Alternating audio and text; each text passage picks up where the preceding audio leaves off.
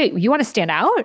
Like, no, we've done everything to fit in. So I think there's a lot of that, especially with immigrant families, of like this fear of standing out and what will happen to me. Exactly. But I feel like now with this new shift, with this new paradigm we're going into, standing out is actually the new standard. Being unique, being true to yourself, doing the things that you love to do, that you're excited about, that's different. That's what's going to set the tone.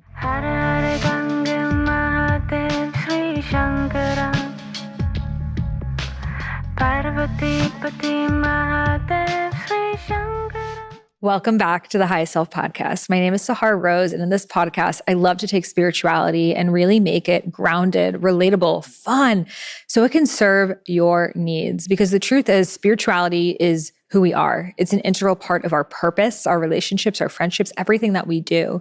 And if there's one thing I've learned in this journey, is that we are always guided, and that there is a force that is so much greater than us, that wants us to win and wants us to succeed, and is so loving and so benevolent. But the thing is, we just don't listen. And I believe that we were all here born with a sacred purpose, a big reason for being. And this is beyond one career or role or job, but really it is our unique soul expression. In Vedic spirituality, in Sanskrit, they say that this is our Dharma, Dharma. So your Dharma is really who you are when you are fully alive, fully activated. So me being here with my mermaid hair on this podcast, bringing these spiritual concepts to the people, this is part of my Dharma. And every single person has their own unique expression of this. So imagine if we're all like this giant jigsaw puzzle across reality. Every single person has a role to play in this piece of the puzzle. And that piece can also shift over time. Maybe your role was to, teach preschool kids for a period of your life, and then that shifted, but you learned compassion and empathy through that experience, which guided you into becoming a coach. And then maybe being a coach taught you communication, which guided you into writing books or speaking, which guided you into podcasting, which guided you into courses, certifications. I mean, the list goes on. So I believe that our Dharma is really here informing us of what is next. And our only job is really here to listen.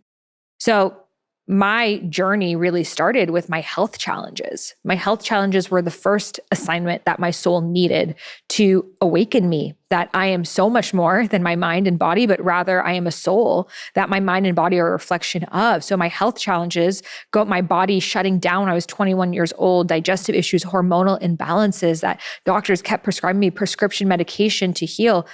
That brought me into becoming a self-healer, into learning why is my body out of balance, which eventually brought me to Ayurveda.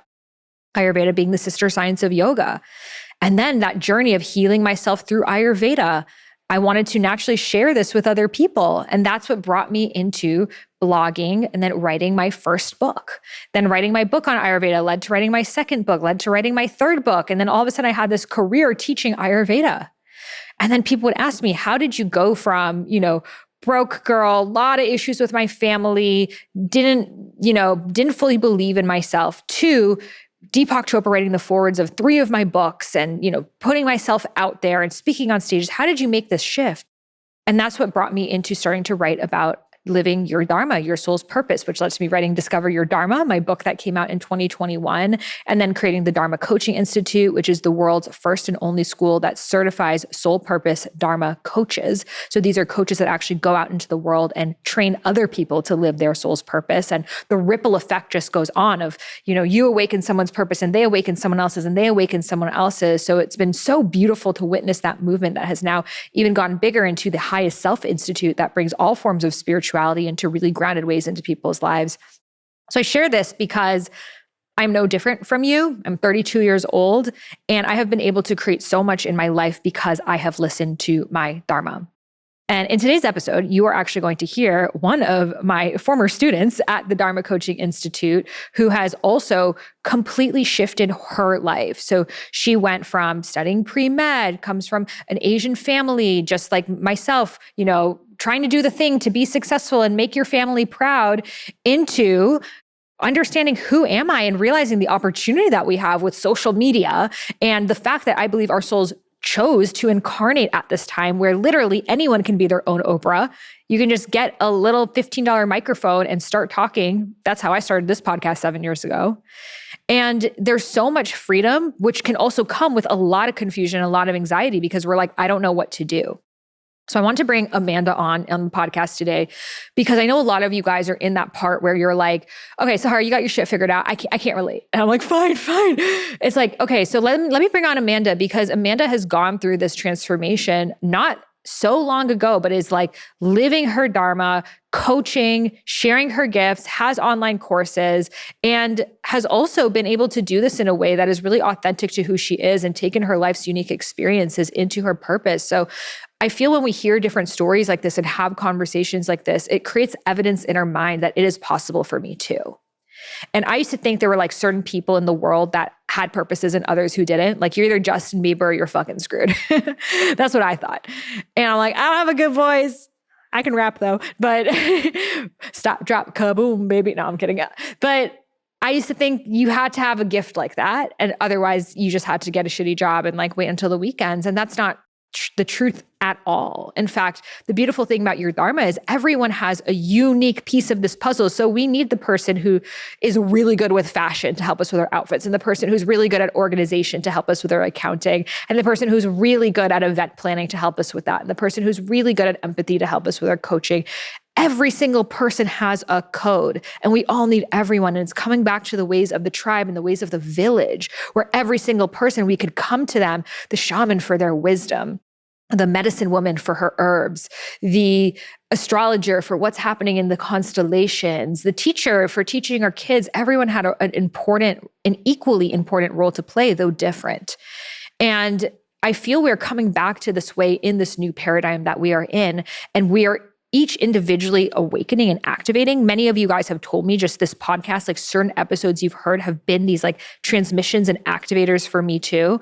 So I know for myself in my journey, I would listen to podcasts and be like, oh my God, I wish I could, write a book on sensuality one day, but I can't because my family's from Iran. Like, I would never. And then over time, now I'm sharing about sensuality on this podcast. If I hadn't heard so many people do it on other people's podcasts, I would have never known it was possible for me too. So my invitation for you is just like really let in the possibility that you can be here on this podcast one day. I can be interviewing you one day about your story. Like, Amanda signed up for DCI 2 years ago and is here as a guest on this podcast. So it just shows. And you can create your own podcast. Maybe you'll interview me one day. We'll do a little podcast swap. So you just never know. And that's the beauty of stepping into the unknown. Like, yeah, it can be scary as fuck, but it's also expansive as fuck. And everything that you want can only exist when you step into that container. So let's welcome Amanda here on the High Self Podcast. Hello, Sahara. Thank you so much for having me. That was an amazing intro, as always. Yes. Well, the first question I'd love to ask you is, what makes you your highest self? What makes me my highest self? I should have thought about this question. You didn't see that one coming. None of us did.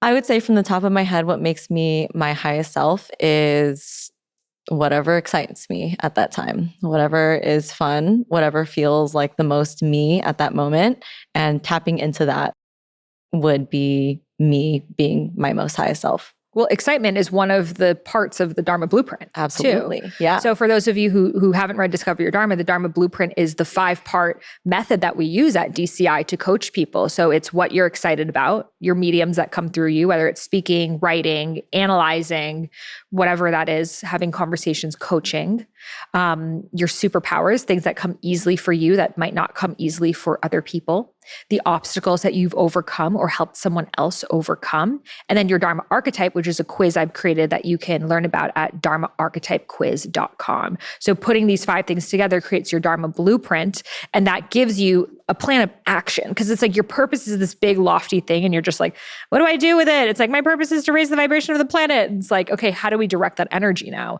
And when you do the Dharma Blueprint, it gives you this like tangible thing of, okay, I can bring these elements of myself together into helping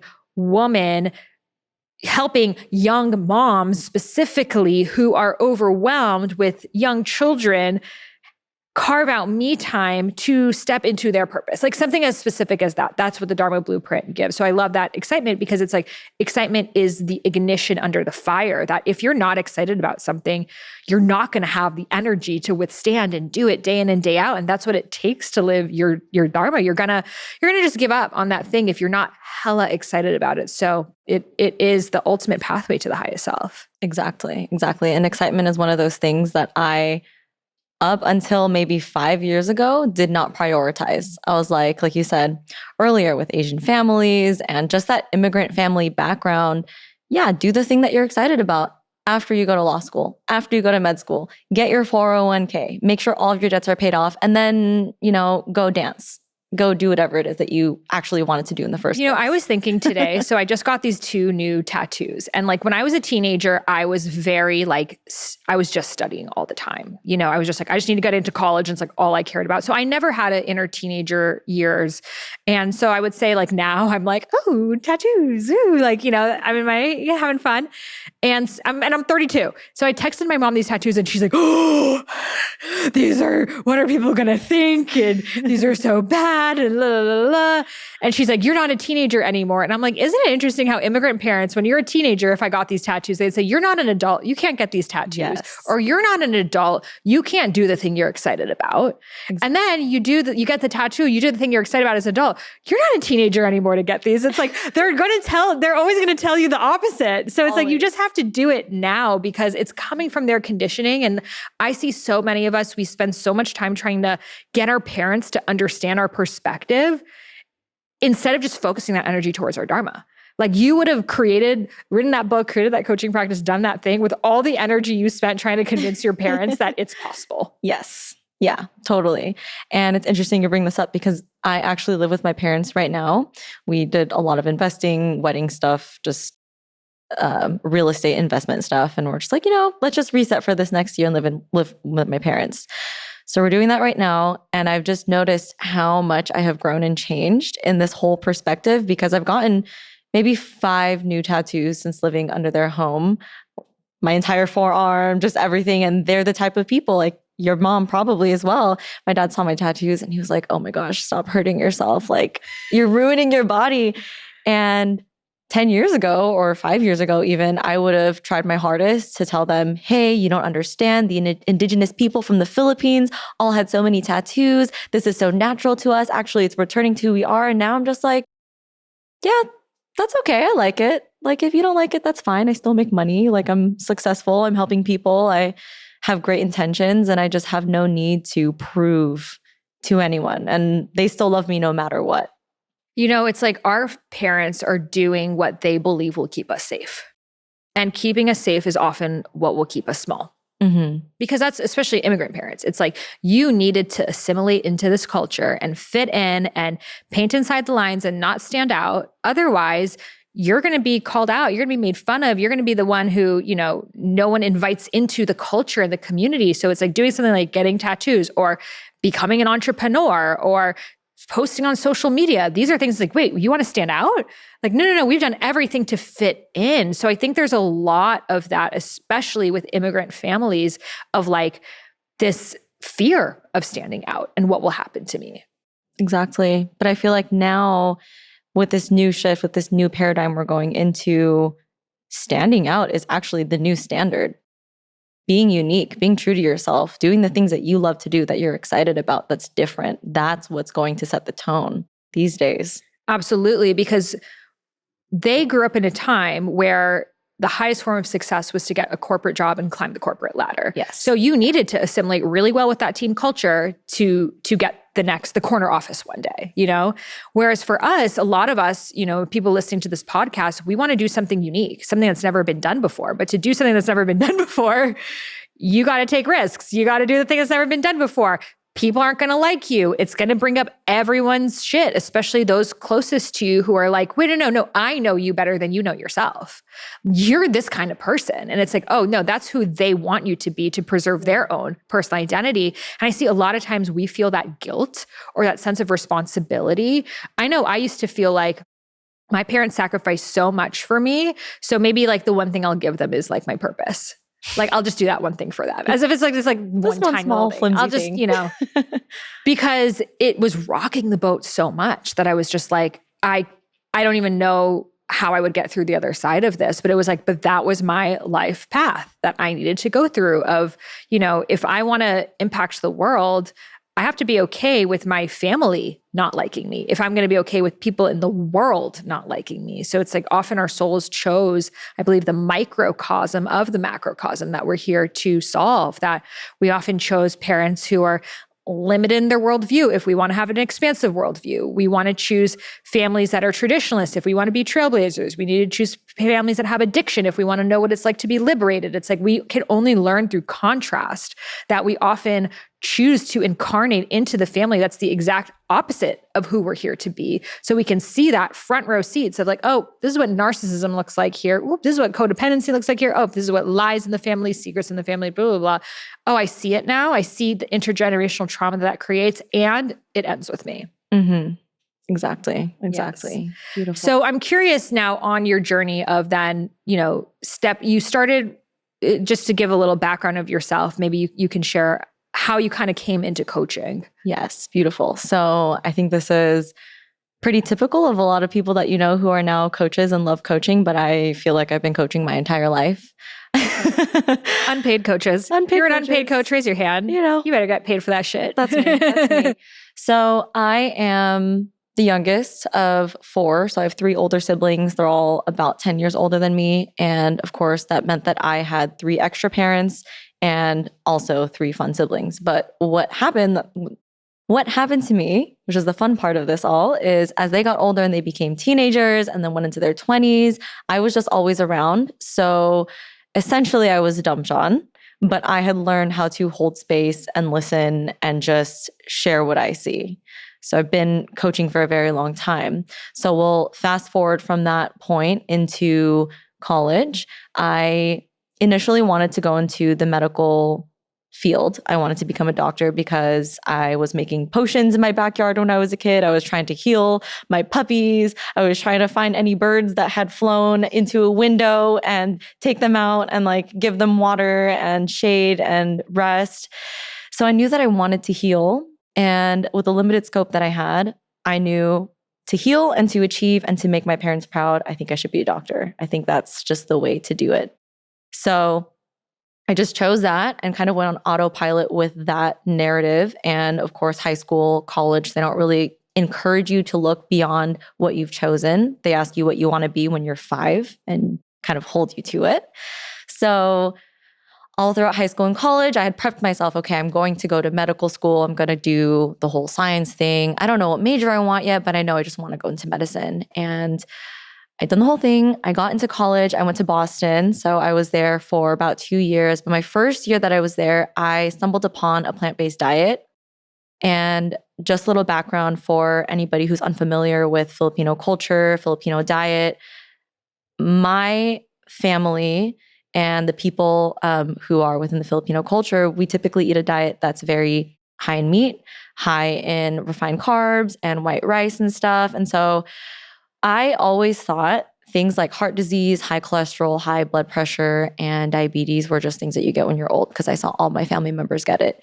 And I was just like, okay, I would like to help people with this. But when I learned about a plant-based diet, but more importantly, just a healthier diet overall, a healthier pattern of eating, and the fact that it could either reverse or prevent some diseases that I thought we would just get when we're older, I was like, I really need to learn this. I'm very interested in this. So there's my first little ding of excitement. I'm excited about the way that we can use nutrition as free medicine to help people improve their health. And I went from there into nutrition. I decided to major in nutrition instead of just your basic biology or chemistry or biochemistry. At the same time, I had a little bit of FOMO from my family back home. So I'm born and raised in Southern California. I'm the youngest, so everybody was getting married. They were having kids. I came back because I wanted to be closer, but also because Loma Linda University, which is kind of in the desert in Southern California, is one of the 5 blue zones in the world. And I was very much into blue zones at that time, just the whole longevity shtick, And it was a vegetarian campus. So I was like, okay, this kind of aligns. Cool. Went through that and I ended up becoming a dietitian. I was able to sit and take the test because I had some internship hours completed and I worked clinically. So up until this point, all like my life kind of felt like it was on autopilot because it still fit the role or it fit the path of me going into medical school. And once I had finished my college years and I was about to go into my clinical work just to get experience so that I could then apply to medical school, just sprucing up my application. I wanted to pause to do yoga teacher training. And I had never done one and I'd never really traveled alone. And I just did this random thing. And it's one of those, like, I just felt it in my body to do it. There was no explanation. There was no, hey, mom, dad, friends, should I do this? I was just like, I'm going to do yoga teacher training in Rishikesh, which is the yoga capital of the world in India. So I went and did that. Fell in love, obviously. And when I was there was this 1-hour class on this thing called Ayurveda. And I was just so excited about it. I was like, wow, this science makes sense. I'm about to go into medical school, but I would really, really love to study this. That's what I said in my head. And I put it in my pocket for later because it was one of those things where I'm excited about it, but maybe I should just learn it after I do the whole medical school, residency, fellowship, get a job thing. And then I can learn Ayurveda. And so all of these changes were going on in my brain. And I just thought that if I'm going to just study Ayurveda, I might as well go do the whole 9 yards. So I've been thinking about doing an Ayurveda, an energy healing course. So I got certified in Reiki. And I was thinking, what else can I add to this? Because at this point, I made the decision to not go to medical school anymore. What else could I do? Coaching sounds like a lot of fun. I'd love to add this in, but I don't know about any of the other life coaching schools. I've seen a bunch of them. They seem kind of love to them, but in my opinion at that time, it felt dry. It felt masculine. It felt like not as in-depth and honestly feminine and as spiritual as I wanted. And it's as soon as I said that, like, I want something more spiritually involved. I want something that has more feminine energy into it. I want something that vibes a little bit more with me. One of my friends who was in the cohort 1 of the Dharma Coaching Institute was chatting with me, and she told me that she finished DCI. And I was like, oh, interesting. What is that about? And then we hopped on a call because she was like, I'm happy to share more information about it. She looked at my human design chart and I was like, what is human design?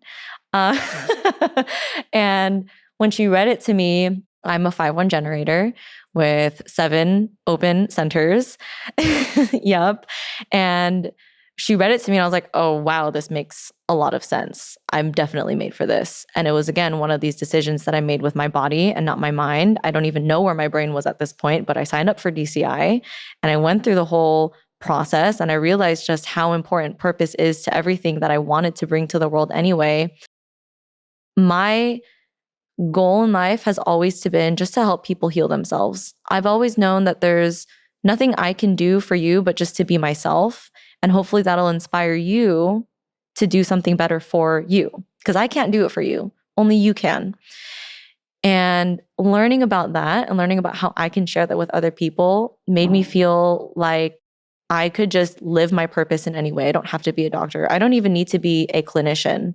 At that time, I was thinking about going into Ayurveda, being a clinician within Ayurveda. But at this point, 2 years later, I don't even think that's something that I'm interested in. But because I've done this work on myself and I've found my purpose and I have so much fun coaching, it doesn't really matter that what I wanted to do 2 years ago is not happening now because it's all part of my purpose. It was how it was supposed to happen.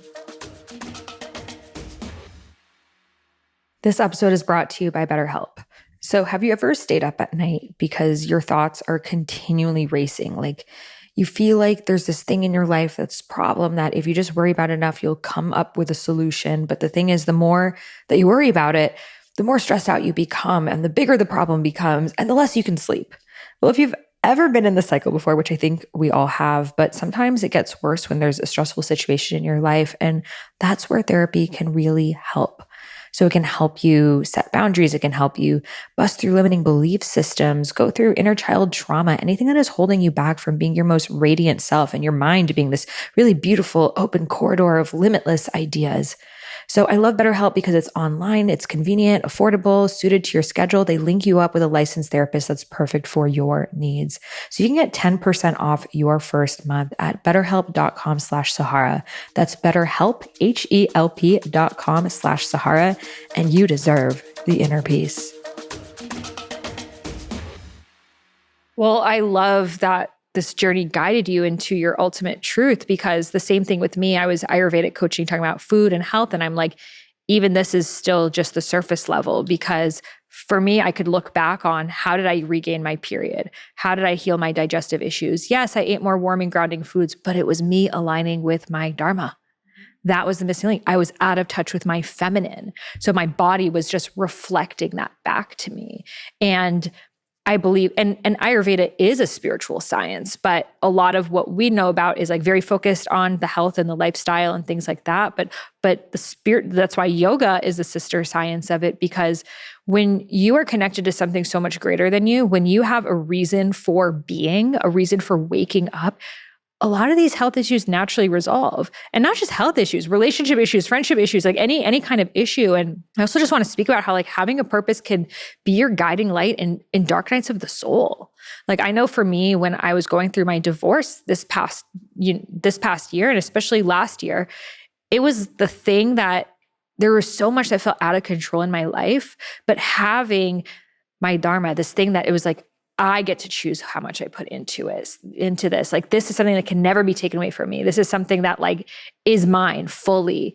And I believe so many of us, we lose ourselves in relationships. We lose ourselves in circumstances of life because we're not connected to this greater sense of self that only living your Dharma can provide. And when you are living your Dharma, it's like everything else lines up and also falls away. Like the things that don't line up will fall away, because to manifest, we also have to release. It's a simultaneous process that it's like, let go of the old beliefs, let go of the old ways of being, let go of the old relationships, the homes, the friendships, the whatever it is, to make space for that new. And having this thing that's like you can keep tuning into of like, what does my Dharma look like? What does my expression look like? And it will teach you, okay, here's the next step and here's the next step. And it's like having a flashlight. You only see the next 5 steps ahead, but that's all you need. Mm-hmm.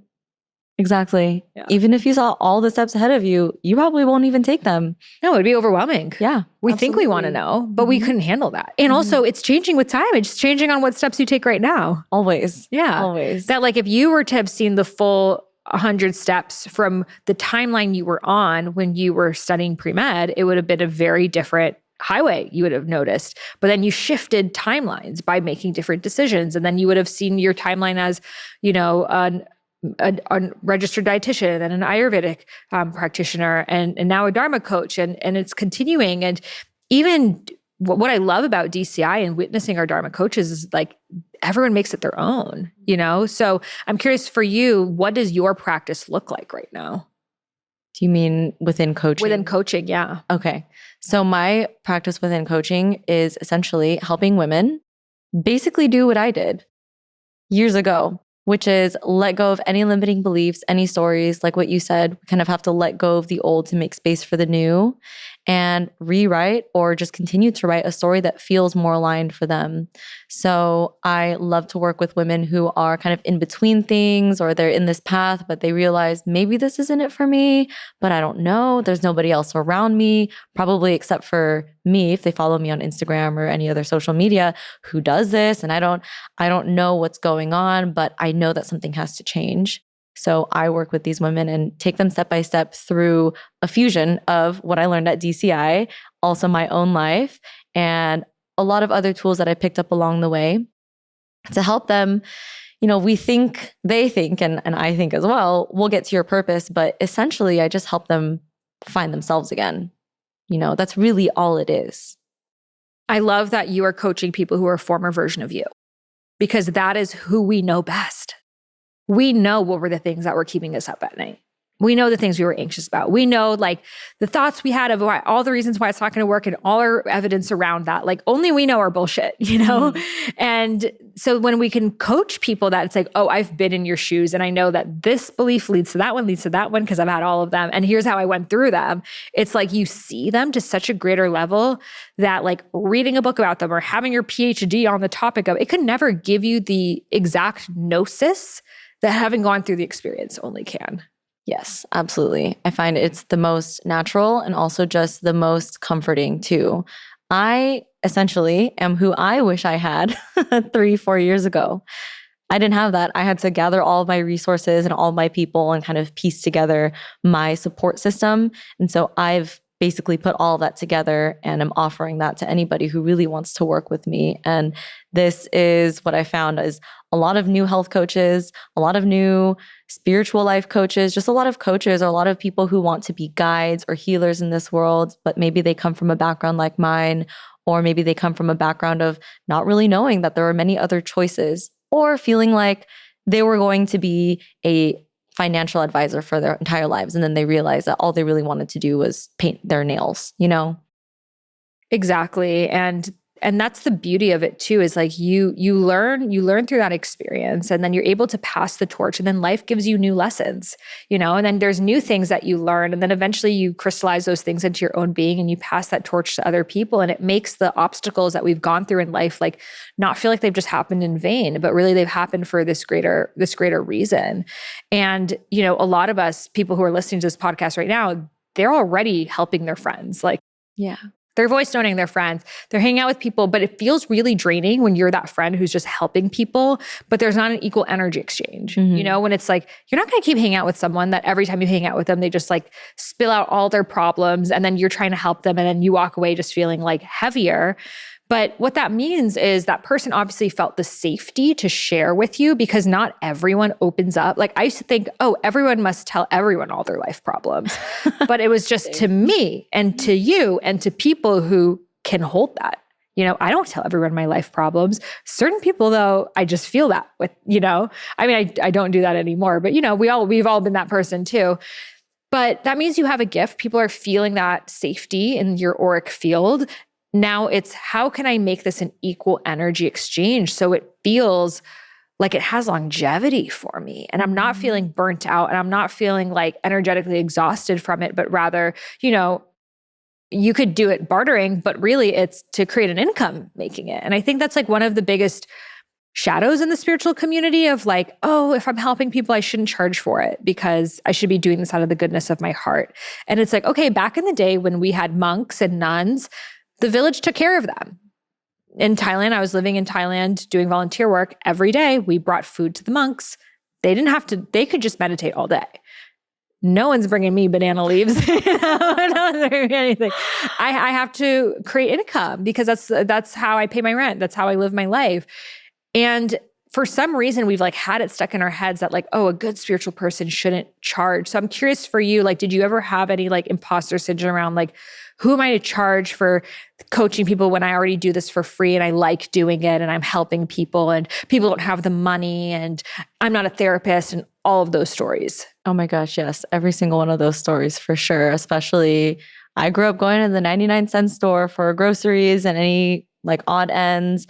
With my mom, we went to TJ Maxx and Ross and I could only get things that were like on clearance. I mean, love TJ Maxx, not love TJ Maxx. Love a Marshalls, love a Home Goods, but yeah. As an adult, yes. Appreciate it so much. As a kid, yeah, Payless was not it as a kid. Yes. Now it's no. the shit. It's the best thing ever when I need to furnish a new house. Yes. So working through my own money beliefs was such a big thing for me when I first started out being my own entrepreneur, you know, charging prices for something that, like you said, is essentially free if I just meet up with somebody for coffee. But I think what really helped me was hiring my own coach, because that really helped me see the value in coaching in and of itself. And once I did that, it was a couple $1,000s, which was to me a lot at that time. But now I look back and I think, wow, that was absolutely priceless. Changed the trajectory of your entire life. It changed my entire life. And she only asked me for $2,000. That's it. So, And you're literally like living your Dharma now. yes. Yeah. She's one of my closest friends now. I invited her to my wedding. It's so beautiful how these relationships can come about. But having that first step to show me, okay, if I invest in myself, I can get 5 times more and I can make more money with that energy that feels more aligned. And so having that in my pocket and in my own experience going into pricing myself and starting my coaching business, of course, having a business coach helps. But when I think about that, putting my own money in a coach to help me, I'm also able to think about, what a past version of myself would do. So my ideal client, maybe they're scared to pay that money, but once they work with me, they'll know that it was so worth it. And so what that grants them is, okay, this is a professional relationship. Great. I can't just walk all over her. Good. Another thing that it grants them is, okay, I've just practiced valuing myself. So now I know I'm at least this much more valuable. I have done the thing. I've done something that's scary. I invested in myself and I'm going to get so much out of that. And what hopefully that will teach them is in the future, if they want to go into their own coaching program to learn how to be a coach or a counselor, and then maybe go into a mastermind, they'll pay a little bit more and they'll be more comfortable every single time. So not only do I feel like it is like I'm more comfortable because I'm bringing people a lot of value, but also because just by stepping into container with me, by investing in themselves, they already gain that sense of self-worth. Without even going into a coaching session with me, they've paid and they give themselves that key of like, okay, I guess I'm worth it if I just did this. Well, because we value things we invest in. Exactly. It's like, if I've never invested in something, you just give me some advice, I'll be like, oh, thanks for that, Amanda. Like moving on. Like maybe I would have taken it seriously, but likely not really because I didn't buy into it, But if I actually invested in you as a coach, one, that means I believe you, I trust you, that you see yourself as worthy as that as well. So there's just like a lot in that process. And I'm going to take what you say and actually implement it into my life, which is what makes such a difference. Like a friend of mine, she just spent $15,000 on her love coach, which sounds like, oh my God, who would pay $15,000? Well, guess what? She's with the love of her life. So that's a small price to pay for that. Yeah. Yeah. Think about how much money we spend on bullshit. If we calculated how much money probably each of us spends on Amazon every year. Oh my gosh. Yeah. Probably like more than that, all the jeans, trips, this, that, it adds up. And it's like, what could be more important than living your purpose? And I want to speak about I think a lot of people, they don't go into coaching because they're afraid of the charging, the pricing, how to hold the container. And that's why the last 2 months of DCI are all about that, are all about, okay, how do you actually do a 3-month coaching practice, a 6-month coaching package, a 1-month coaching package? What can you do each session? How can you price? How can you choose your niche? What forms do you need? What agreements do you need? I feel like my audience, I attract a lot of people and they're feminine because obviously, feminine. but what we often struggle with is that masculine. It's that container. And without the container, the feminine can't flourish. Like you can't share your intuitive hits and downloads and your spiritual gifts and your creativity when you're not getting paid for it. Because if you're not getting paid for it, guess what? It's just going to be this hobby that you do sometimes when you have the time for. And eventually you're going to focus on doing the thing that pays your bills, which is the job and the bartending and the whatever else you might be doing. And then that hobby never ends up coming to fruition. And that's like the thing I see. People are like, I don't want to do the business stuff. Like I'm so intimidated by business. And it's like, so was I. But by going into it and learning about it, I've been able to create that structure and that container that now I can be wild and creative and travel and doing those things because I know I have systems in place.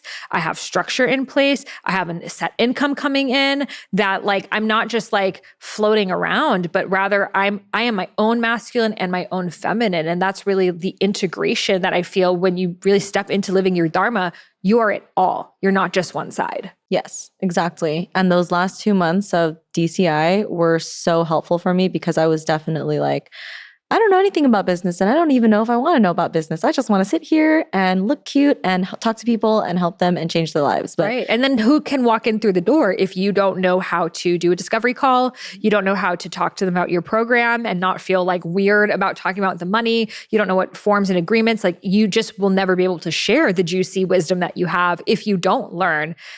People need the safety, like there's so much shit online that people can't trust. that people were like, oh my God, I made an Instagram post about my services and no one bought, so I guess coaching isn't for me. It's like, people don't trust. Like, you have to really show up and build authority by like having your niche and really speaking to them. These are all things that we talk a lot about at DCI, because I, like you, started my business when I was 19 through blogging and through social media. And it's, so I've been doing this for 13 years now. And it takes a lot of time. And now learning what I've learned now, I'm like, oh, I could help anyone make a 7-figure business online, because I now know exactly what are the things to do. But it does require showing up and taking action and making those decisions, and not like waiting for someone else to do it, because that same conditioning that our parents have, a lot of us still have, of like waiting to be chosen, waiting to be recognized, and someone else is going to like choose us for the TV show and be our manager and do our business for us. And we're just going to like sit back and shine our light. And it's like, it's just not the way that it works. Like, even me being here on this podcast, like, I had to do this podcast for a very long time, learn how to get sponsors, and build it up to this place that there's a whole podcast studio, but no one gave me this. I earned it. I created it. And that's what we share. That's what I love about DCI. It's like, I bring my like Capricorn energy too, and Ajit and Neetha, my co-founders as well, of like, we want you to succeed. Like, I love that you're here on this podcast. It's like, we want our people to succeed. And I feel the only way to succeed is to take off the lid and be like, this is actually what it takes to build a thriving coaching practice. Are you in? And I feel when a lot of people can see the roadmap, then they take action. It's like the confusion makes us get overwhelmed and not take any action at all. Yeah, totally. Just seeing things really clearly, knowing what we're getting into, and also just having that reassurance along the way of like, you don't have to know all this yet. Just focus on this one thing and try it out. Do one thing that's a little scary just to prove yourself you can do it, and then take the next step. And you'll be able to learn all of these things later on, which you will, and we'll guide you through that. But just stay here really quick with us right now and just try this out. Like, that was really, really helpful for me personally, just to traverse all of that confusion, all of the overwhelm, all of the fear. My dad is a businessman, and I watched him, and I just didn't want to do that at all growing up. He's a pharmaceutical rep, and I was like, I don't want to tell people to buy things like if they don't really want it. Right. We're like, I don't want to come off as salesy. Like, because we've seen the shadow side of sales, that we equate it with like a used car salesman, of like pushing something that someone does not want. And it's like, no, sales is actually the process of someone walking in through the door of working with you. And if you believe in what you're doing, then you are actually doing a service to them. But we've had people sell us things that we don't need, the used lemon car. So it's like, so we equate all sales with that, but it's like, you bought me these beautiful flowers, you bought them. There was a service involved. The farmer got paid for it. The person who put these flowers here, and now I get to have them. And this was all through the energy of sales. So it's like, so I love, we have a whole energetic of sales, energetic of making offers, all of these things in DCI. And to me, these are the biggest things that have allowed me to actually live a spiritual life, that I'm doing spirituality full time. Like, my job is to be spiritual, which is so freaking cool. It is. From learning business, starting with one-on-one coaching. Like, I believe everyone, if you want to write a book, if you want to do a podcast, if you want to speak on stages, if you want to do anything related to sharing wisdom with the world, you need to start with one-on-one coaching. Oh yeah. Do you know who Tony Jones is? She makes affirmation music. I think you'd really like her stuff. I love her music. Yeah. So I found her music a couple of years ago, and I was like, wow, this is awesome. She knows a lot of really great things. I learned just last month that she was a life coach for years before she started making affirmation music. Makes sense. How else would she know that? Yeah, for sure. Because it's in one-on-one coaching that you're actually having dialogues with people, and you're learning what's happening on the ground. Like, how would I go and speak on a stage to 1,000 people if I can't talk to one person? If I can't hold space for one, how can I hold space for many? I would not be where I was if I didn't start with one-on-one coaching. And I still sometimes, like in my mastermind, continuously do one-on-one, because it keeps me like on the ground of like, what are people currently stressed about, thinking about? What is the landscape like? So I believe if you're anyone that wants to do anything visionary, thought leadership, speaking on stages, getting your message to the masses, start with one-on-one coaching, learn how to create transformation in one person's life. And then from there, you'll notice, what are the things I keep repeating? What are the stories I keep telling? What are the realizations people keep having? Then those things you then crystallize, and then you share them with groups, you share them with online courses, you can share them in memberships, you can share them on stages, in books, and it keeps getting bigger and bigger. So that's what I love about DCI. We're like, become a really significant coach, and the rest will happen in divine time. Absolutely. Yeah. And I started with one-on-one, and now I'm more so in a one-on-one and group hybrid coaching, just because I still love that one-on-one touch, but I want to be able to help more people. And I've gotten enough information with my one-on-one coaching where I know, okay, maybe we need to talk about imposter syndrome a little bit more. So I'll make a little training on that. Or maybe we need to talk a little bit more about future visioning. So let's make a training on that too. But another thing that one-on-one coaching has helped me that I didn't realize until we actually had this conversation is really see what things I need to work on. You know, when I am one-on-one with somebody, not only do I get to learn about them, being on the ground with them, but I get to learn about myself. How am I in conversation? How did I like the way that I spoke in this way? How did I like the way that I came into this call with this energy? What can I change? It really taught me so much about myself too. So, you know, while I was, you know, working with my own one-on-one clients and they learn a lot from me, I equally feel like they all taught me so much about myself, so much about my work and my business and who I want to help and how. My book, Discover Your Dharma, I write about so many of my clients in there. You know, those are the stories that I tell. Those are the realizations that I learned about that led to my methodology. So I love one-on-one coaching because it helps you just see one concept through so many different people's eyes that you're like, wow, this is how one person sees their dharma, and another person, we just think everyone sees the world like ourselves. And when you're coaching people, you're like, oh my God, I would have never had that. Like you hear some people's fears on things and you're like, I would have never had that. Like, and it's like so obvious to you. But then we have fears on things that are like, other people are like, oh, like they just ask you one question, the fear's gone. You know? So it's like so interesting because you get to go into people's subconsciouses and are like, whoa, like we all see the world so differently and so the same. And it's like fun to see the parallel between the two. Oh, totally. I love coaching so much. I love coaching. It's crazy, but I love it. And so grateful for the opportunity to learn about coaching through the lens of DCI. Yes. I mean, thank you for being such an amazing, you're like a star student of ours. We love having you. And yeah, absolutely. And the fact that you're able to take this, I love that you're, you know, bringing your message out there to more people and showing people that it's possible. You know, you did DCI in what year? I started in 2021. And then so I graduated over a year ago already. I can't believe the time has gone by so fast. I don't know when it was, but I missed my 1-year coaching anniversary, officially coaching. I love that this is just such a testament to people that you have been coaching for just over a year and you're already doing group coaching. Yeah. Which just shows that it's so possible and people think it's going to take them years. And it's like, you're already doing groups. I'm pretty sure soon. Yeah, I think you already have a course, right? You already have a course. It's a course within the group. I just mixed it all together. Exactly. I already know you're going to write a book one day. 100%. I already know you're going to start a podcast. I already know you're going to speak on stages. Like it's all like you have that coming for you. And I'm just excited to support. So thank you so much for being here. Thank you for showing people what's possible from Dharma Coaching Institute. And we're so grateful to have you. Thank you so much for having me, Sahara. So if you want to get started on your Dharma journey of becoming a soul purpose and spiritual life coach, then doors are open right now for Dharma Coaching Institute. So this is our 6-month training where you will learn everything from the coaching fundamentals. So what it actually takes to build a coaching practice, how to have boundaries, how to talk to clients, how to hold space, and then 2 months of the Dharma framework. So the Dharma Blueprint, how to apply this wisdom into people's lives, the Dharma chakra system, all these different tools to really help people understand their purpose. And then the last 2 months are all about business, how to price, how to set up coaching containers, what agreements you need, finding your niche, podcasting, social media.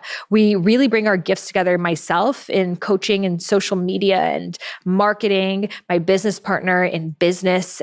He is an incredible business owner who's literally created like hundreds of businesses around the world. And then Neetha, who's an expert in emotional psychology. And we bring all of our gifts together into this curriculum. So we have had over 2,000 students go through it now, and it has been incredible to witness the transformation. So if you're curious, you want to learn more, head over to the show notes or dharmacoachinginstitute.com. That's DHARMA coachinginstitute.com. And you will find more information. There's some freebies. And again, doors are open right now. Class starts very soon. And you can find all of that information on the website.